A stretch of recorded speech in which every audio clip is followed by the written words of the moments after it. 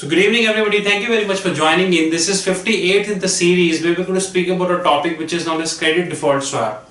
And from this side, I'm Rahul Magan, working as a corporate treasurer in EXL Service India, which is an Indian counterpart of a US Nasdaq listed firm. I'm also acting as a treasury trainer and business consultant for various forums in India, predominantly in India and Singapore, and also acting as a virtual treasurer for various companies in India. You're most welcome to join my 62 million LinkedIn networking by writing an email which is rahulmagan8@gmail.com. You're also welcome to join my foreign exchange club which is known as Foreign Exchange Memory Thinkers on LinkedIn, which is having 2,300 members. You're also welcome to see my all 58 videos on YouTube. You're welcome to see them on Daily Motion and also on the Facebook, which is Foreign Exchange Memory Thinkers. And again, I would like to stress the fact that I am going to speak about a topic which is known as credit default swaps. Now, how credit default swaps is going to get work in foreign exchange market? What do you mean by a credit default swap? A credit default swap is a swap which is going to hedge the credit risk of your reference asset. So, assuming you have a bank which is known as Credit Suisse. Credit Suisse, I would write Swiss or Zurich. Now they have a reference asset of bonds on pigs.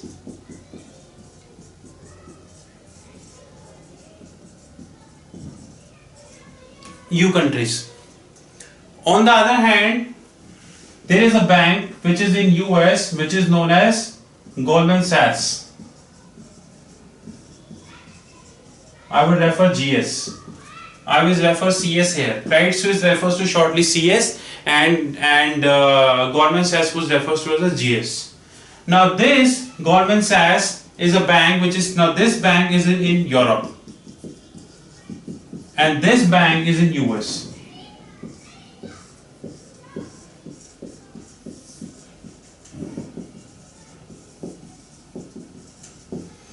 Now we know that there are some issue going in Europe because of which Credit Suisse is concerned, and assuming Credit Suisse is getting Euribor, I would simply refer this as Euribor plus 230 basis point. Now Credit Suisse is getting that much dividend income, but Credit Suisse is basically they are very much concerned about so-called the default. Now Credit Suisse contact to Goldman Sachs and they are saying, I want to act as a CDS buyer, and Goldman Sachs is carrying the reverse view. They are saying nothing would happen to that. So Goldman Sachs would act as a CDS seller. Now as a CDS buyer, Goldman Sachs, the Credit Suisse would pay Euribor to GS. And suppose the deal is of 5 years. So year 1, 2, 3, 4, 5. They are going to pay Euribor. They are going to pay Euribor. And so on.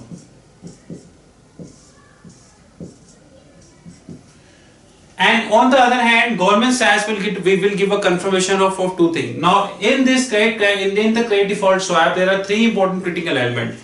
One is known as reference asset, which sometimes can also refers to as reference obligation as well. Now, this reference asset is this. Generally, it is bonds.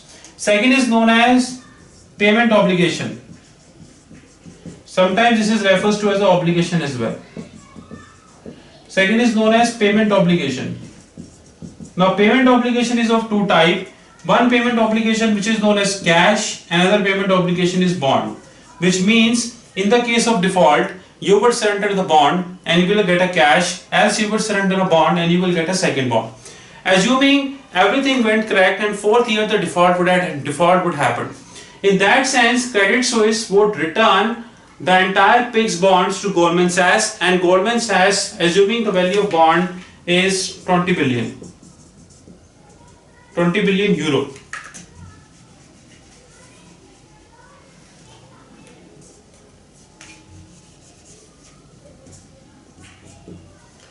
Now they would return, in that sense, Credit Suisse would return 20 billion bond to GS, and they would get either cash or a bond. Now that depends upon a deal. If Credit Suisse has done a deal of a cash, they would get a cash. If they have done a deal of a bond, they would get an alternate bond.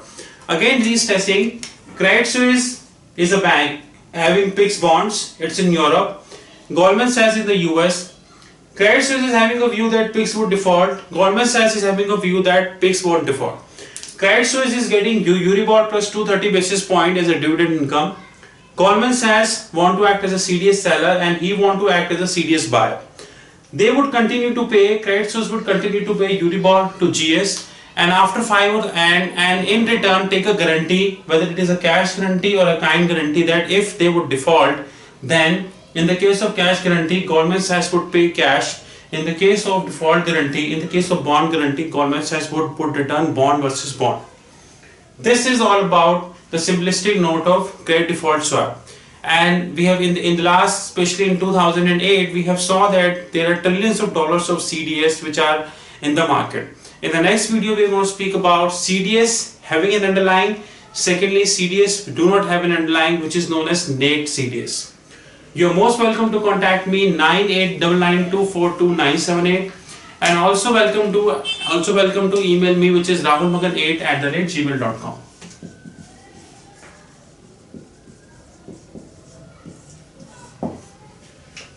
Thank you very much, and thanks for your time as well.